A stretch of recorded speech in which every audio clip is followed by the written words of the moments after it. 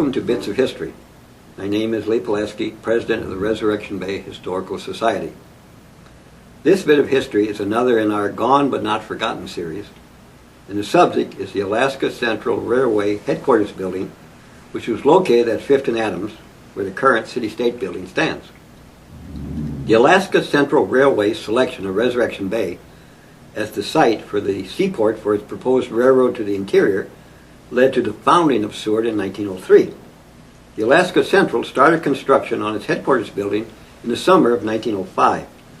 The Seward Gateway of September 9th of that year reported that the windows were in, plastering the interior walls had started, and a 56-foot-long flagpole had been placed on the central part of the building.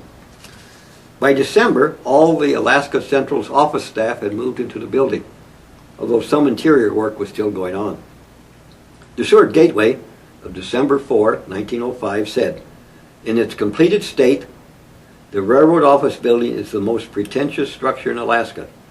It is 50 by 125 feet on the ground, and the middle section is 3 stories high. The wings are 2 stories. The 2 wings were constructed of wood.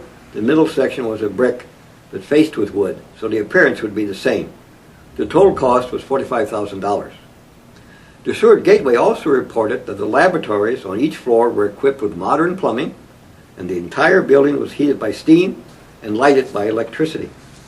Unfortunately, by 1909, the Alaska Central was bankrupt, and in 1910, the Alaska Northern Railway was organized to continue the construction of the railroad to the interior.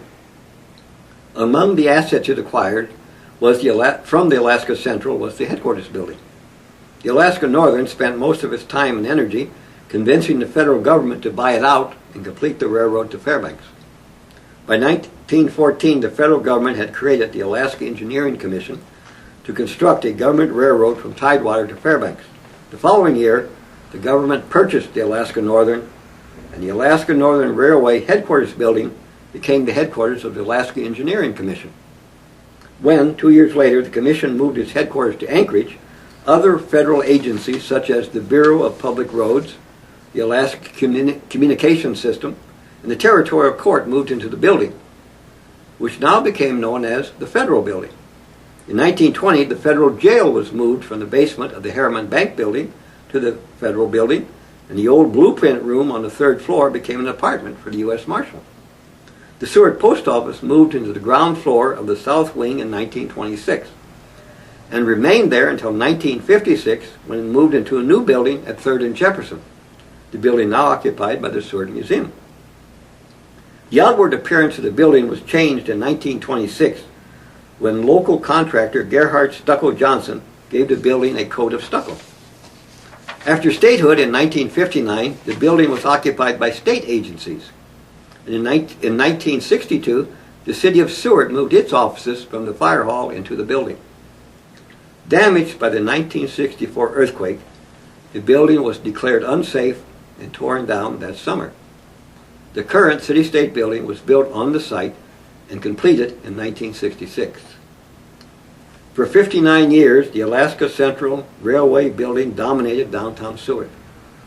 The railroad company that built it may have gone bankrupt, but the railroad it envisioned was built and became an important part of Alaska's transportation system, along which a large part of Alaska's population lives. The building saw Alaska go from a district to a territory and then to statehood. It saw Seward go from a small frontier town to an all-American city.